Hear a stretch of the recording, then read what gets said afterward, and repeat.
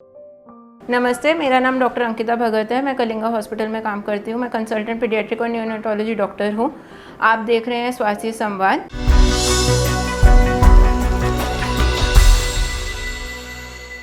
आज हम बात करेंगे टेम्पर टेंट्रम्स। टेम्पर टेंट्रम्स का मतलब क्या है? जो बच्चे आप देखते हैं, कभी कभी हमारा पेरेंट्स आते हैं, हमें बोलते हैं कि हमारा बच्चा बहुत ही ज़िद्दी है, हम उसकी बात नहीं मानते, तो वो एकदम नीचे ज़मीन पे लेट जाता है, रोने लगता है, मारने लगता है हमें। कोई जब ज़्यादा लोग होते हैं तब उनके सामने ज़्यादा ऐसा करता है, तो इसको हम बोलते हैं टेम्पर टेंट्रम्स। मतलब जो बच्चे एकदम अपनी ज़िद को पकड़ के बैठ जाते हैं। तो आपके मन में सवाल आता होगा कि हमारा बच्चा ऐसा करता है तो क्या हमें कोई खराबी है, हम गलत हैं, या बच्चे में हमारे कोई प्रॉब्लम है? तो हमें इसके लिए सबसे पहले जानना ये ज़रूरी है कि ये जो शुरू होता है, ये 18 महीने के बाद के बच्चों में जनरली शुरू होना चालू होता है। ये 5 साल तक ऐसे बच्चों को ऐसी प्रॉब्लम ज़्यादा बच्चे करते हैं। ये क्यों करते हैं? क्योंकि ये बच्चे जो होते हैं, इनको ज़्यादा ना तो उनको सारी वोकेबलरी पता है, सारे शब्द पता है कि वो अपनी बात को कैसे आगे रखें, क्या करें, आपको कैसे बताएं कि उन्हें क्या चाहिए, क्योंकि अभी इनको अपनी पूरी बात सामने रखना नहीं आता है। तो इस ऐसे में बच्चा अपना गुस्सा, रोना और इधर उधर चीज़ें फेंकना का काम करना चालू करता है। उसको इससे समझ आता है कि जब मैं ऐसा करता हूँ तो मेरे माँ बाप तो मेरी तरफ ध्यान दे रहे हैं। तो ये सब इस वजह से, ये कारणवश ये सब कुछ चालू हो जाता है। जब ये हो रहा है तो क्या हम बुरे माँ बाप हैं? नहीं, हम बुरे माँ बाप नहीं हैं। ये बच्चे का एक नॉर्मल नेचुरल बिहेवियर है, पर बाकी बच्चे नहीं करते तो हमारा बच्चा क्यों ही करता है? ये भी आपके मन में सवाल आता होगा। तो ये इसलिए ऐसे करते हैं क्योंकि मैंने अभी आपको बताया कि बच्चों को बात करना, बोलना, अपनी बात आगे रखना नहीं आता है। तो ऐसे में बच्चा क्या देखता है, अपने घर में आसपास सारी चीज़ें ऑब्जर्व करता है। वो देखता है कि अगर मेरे माँ बाप आपस में कभी कुछ बात होती है तो गुस्से में एक दूसरे को बोल देते हैं, या किसी को कुछ नहीं मिलता तो कभी कभी किसी की आंखों से आंसू आए, तो उनको लगता है यही एक तरीका होता है अपनी बात को आगे रखने का, तो वो भी ये हट जो है अपनाना चालू कर देते हैं। अब हम क्या करते हैं, जब बच्चा ऐसा जिद करता है तो हम उसको जो चीज़ वो मांग रहा है उसको हम दे देते हैं। तो ऐसे में बच्चे को समझ आने लगता है। बच्चा समझदार तो शुरू से ही होता है, उसको ये समझ आने लग जाता है जब मैं ऐसे करता हूँ तो मुझे ये चीज़ें मिलती हैं, जब मैं ऐसे रोऊंगा तो मुझे चॉकलेट मिलेगी, जब मैं ऐसे करूँगा तो मुझे ये खिलौना मिलेगा। तो वो ये करते ही रहते हैं, करते रहते हैं, और एक साइकिल बन जाती है।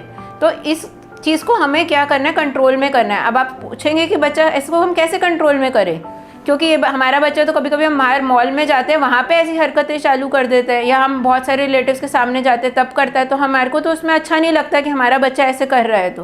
तो आपको इस चीज़ के लिए कुछ बिहेवियर में चेंज करना पड़ता है। इसमें पूरे घर वालों को एक साथ एक ही टीम में होकर काम करना पड़ता है। ये नहीं कि माँ डांट रही है और जो फादर है वो उसको बोल रहा है कुछ नहीं होता, सब ठीक है, तेरी जिद है, मैं पूरी कर दूंगा।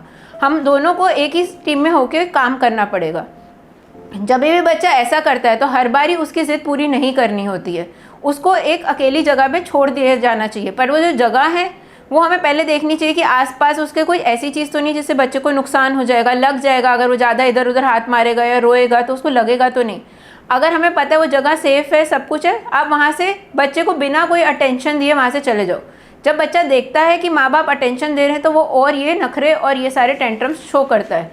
तो अगर आप उसको अकेला उस समय छोड़ दोगे तो वो बच्चा देखेगा कि कोई उसकी तरफ ध्यान नहीं दे रहा, तो वो शांत हो जाएगा।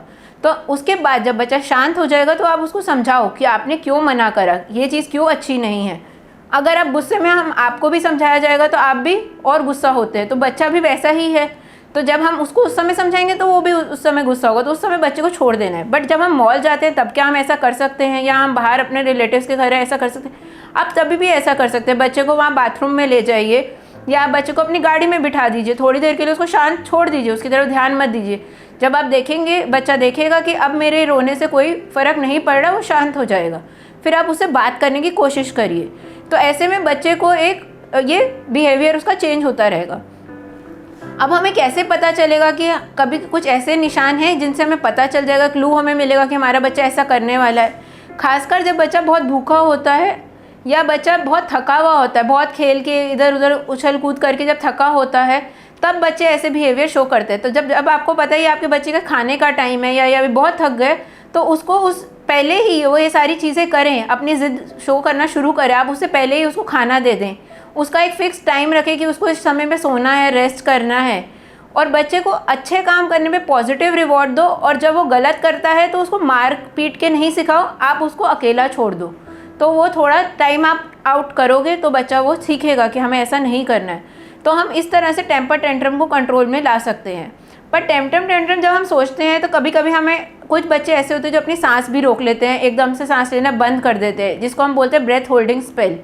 ये एक कारण है जिसके लिए आपको मेडिकल इमरजेंसी होती है, जिसके लिए आपको हॉस्पिटल आना पड़ेगा। हम बच्चे का ब्लड टेस्ट करेंगे, देखेंगे बच्चे को खून की कमी के कारण ये ज़्यादातर होता है, तो इसमें हम बच्चे को आयरन की दवाई चालू करते हैं।